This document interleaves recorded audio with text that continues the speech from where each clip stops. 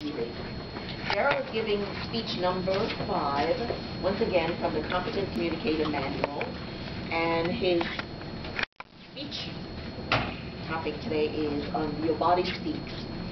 The objectives of his presentation is for him to use dance, movement, gestures, and facial expressions, and also eye contact to express his message and achieve his speech's purpose, to make his body language smooth and natural. Once again, with the timer, it's 5 to 7 minutes. Mama's boy, Regan.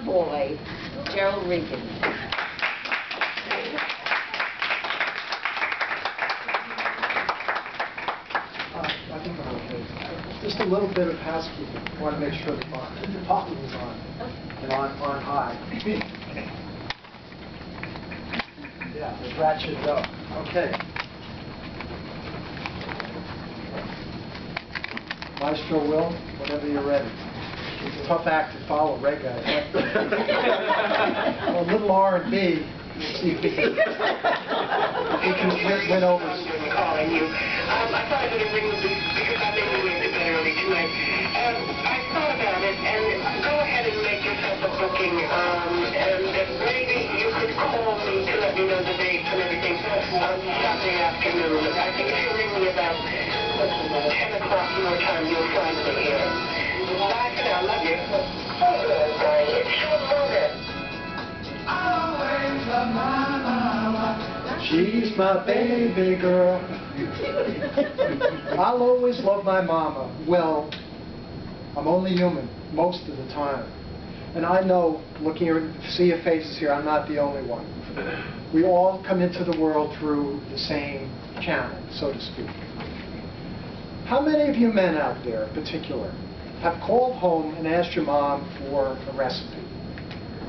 Come on.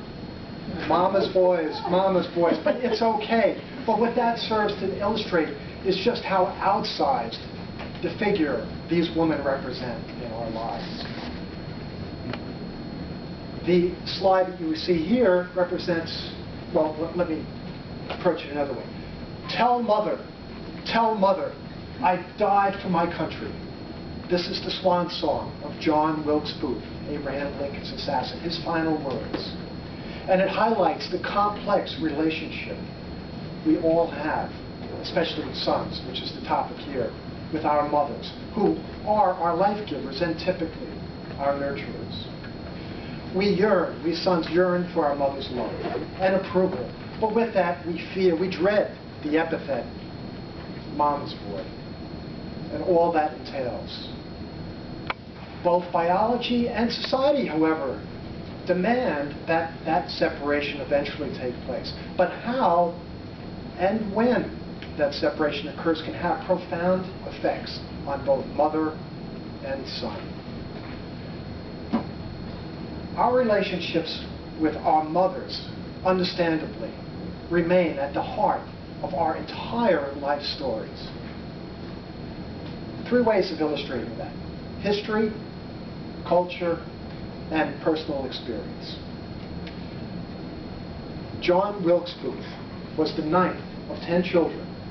Upon the outbreak of America's Civil War, Booth's mother, Mary Ann, who will appear in a minute magically, Mary Ann, elicited a promise from her son that he would not fight in the Confederate Army, despite his growing fury at the Northern government. Booth was one of America's best-known actors and also one of the handsomest men. He was engaged to, ironically, a Northerner, Lucy Hale, seen here, a daughter of a United States Senator. Richly ironic, I know. Tellingly, Booth sought out and received the imprimatur for that match from his mother. Now on the run, President shot, killed, mortally wounded, Booth lay in a barn in a tobacco shed in Virginia, carrying a picture of his fiancée, Lucy Hale. But Whose approval did Booth seek upon his deathbed for his vile deed? Not Lucy Hale's, but Mother's. Mama's boy. Henry Morton Stanley, seen pictured here, famed African explorer, best known perhaps for discovering David Livingstone in the darkest heart of Africa and uttering the now iconic line, "Dr. Livingstone, I presume?" Was the only white face probably in a sea of hundreds of locals. At 17, Henry Morton Stanley, this is my subject here, was born John Rowlands, out of wedlock in 1841 in North Wales.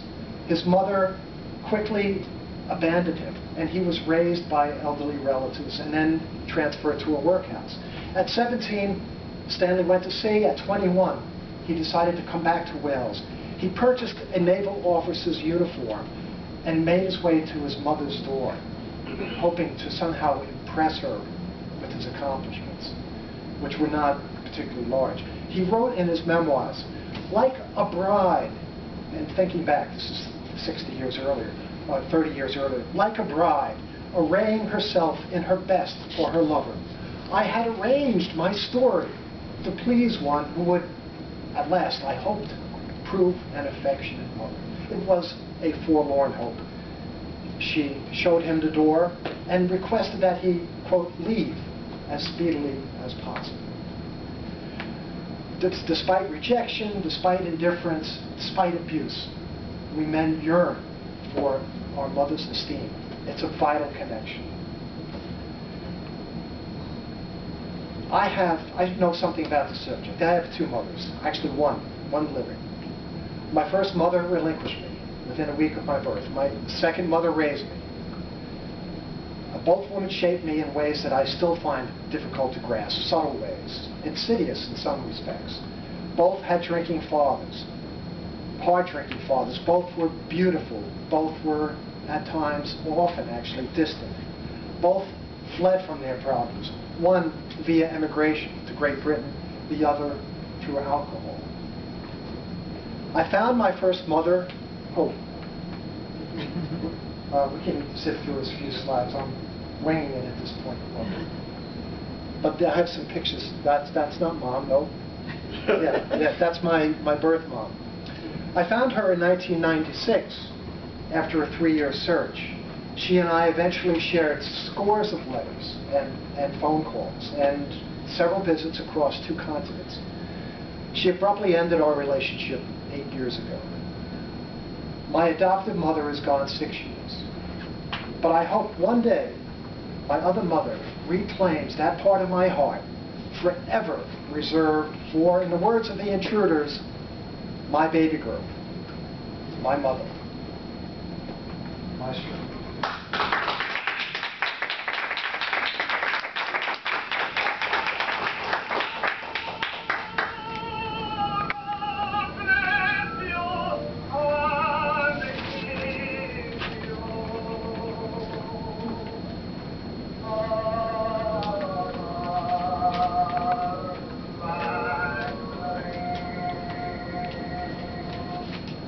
MINY Toastmasters.